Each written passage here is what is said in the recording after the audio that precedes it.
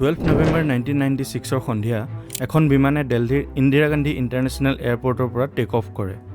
সেই সময়তে আন এখন বিমান কাজাকিস্তানৰ পৰা দিল্লীৰ অভিমুখে আহি আছিল। এই বিমানখন প্ৰায় দিল্লীৰ ওচৰত আহি পাইছিল। এয়াৰ ট্ৰেফিক কণ্ট্ৰলাৰে এখন বিমানক 14,000 ফিট আৰু ইখন বিমানক 15,000 ফিটত ফ্লাই কৰিবলৈ নিৰ্দেশ দিয়ে আৰু দুইখন বিমানক নিজৰ কম্পিউটাৰ স্ক্ৰীনত ট্ৰেক কৰি থাকে। কিছু সময় পাছতে তেওঁ লক্ষ্য কৰে দুইখন বিমান লাহে লাহে ওচৰ চাপি আহি আছিল। তেওঁ কিবা একশ্যন লয় তাৰ আগতে দুইখন বিমান কম্পিউটাৰ স্ক্ৰীনৰ পৰা গায়ব হৈ গ'ল। It's a horrifying crash. Ended up in the world's deadliest mid-air collision.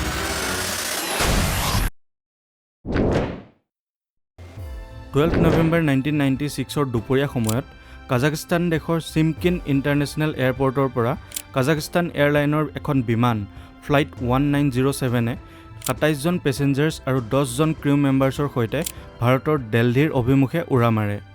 এই বিমানখনত থকা মেক্সিমাম পেছেঞ্জাৰ্ছ বেপাৰী হয়, যি ভাৰতৰ পৰা কম দামত টেক্সটাইল কিনিব গৈ আছে যাতে তেওঁলোকে গৈ নিজৰ দেশত বেচিব পাৰে। আনফালে সেইদিনা সন্ধিয়া প্ৰায় 6:30 ছাউদি আৰবিয়ান এয়াৰলাইনৰ এখন বিমান ফ্লাইট 763এ 289 পেছেঞ্জাৰ্ছ আৰু 23 ক্ৰিউ মেম্বাৰ্ছৰ সৈতে দিল্লীৰ ইন্দিৰা গান্ধী ইণ্টাৰনেশ্যনেল এয়াৰপৰ্টৰ পৰা উৰা মাৰে।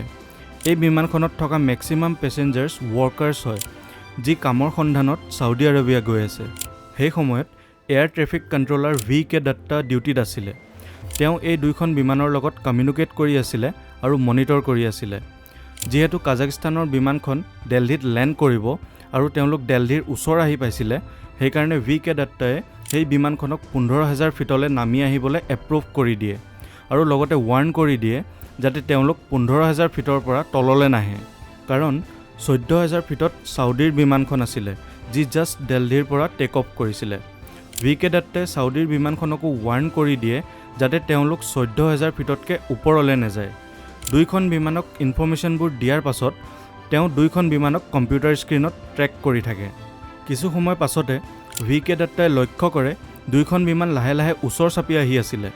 সেই সময়ত তেওঁ একো একশ্যন লোৱা নাছিল, কাৰণ তেওঁ ভাবিছিলে দুইখন বিমান বেলেগ বেলেগ এল্টিটিউডত আছে, অৰ্থাৎ এখন বিমান 14,000 ফিটত আৰু ইখন বিমান 15,000 ফিটত আছিল।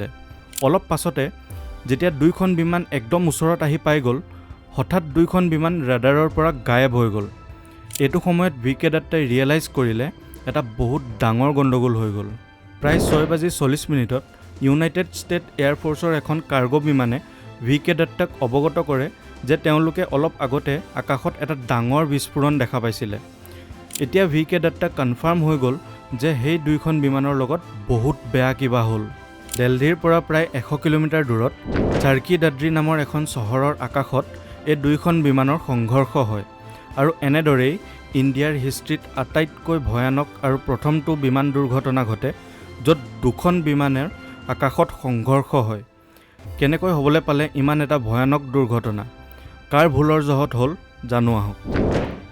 যেতিয়া দুইখন বিমানৰ ব্লেক বক্স ৰিকভাৰ কৰিলে আৰু ইনভেষ্টিগেট কৰা হ'ল, তেতিয়া গম পোৱা গ'ল কাজাকিস্তান এয়াৰলাইনৰ বিমানখনৰ পাইলট দুজনে এয়াৰ ট্ৰেফিক কণ্ট্ৰলাৰে কি ইনষ্ট্ৰাকশ্যন দিছে তাত ধ্যানে দিয়া নাছিলে।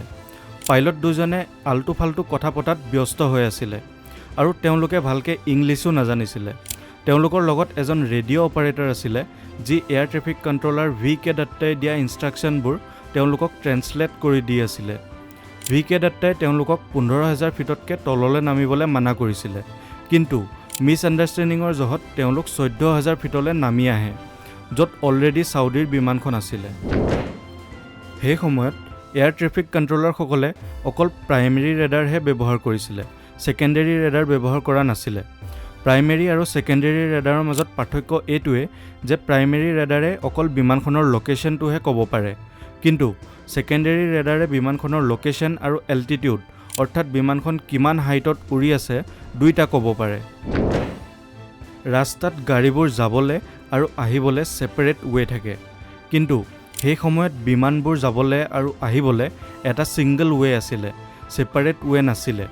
12 নৱেম্বৰ 1996 সন্ধিয়া এই তিনিওটা মিষ্টেকৰ ভিতৰত যদি যিকোনো এটা মিষ্টেকো নহ'লহেঁতেন, তেতিয়া ইমান ডাঙৰ দুৰ্ঘটনা এটা নঘটিলহেঁতেন। আশা কৰিছোঁ এই ভিডিঅ'টোৰ পৰা আপুনি কিবা শিকিব পালে। এনেকুৱা ধৰণৰ ইনফৰমেটিভ ভিডিঅ' চাই থাকিবলৈ আমাৰ চেনেলটো ছাবস্ক্ৰাইব কৰি দিব।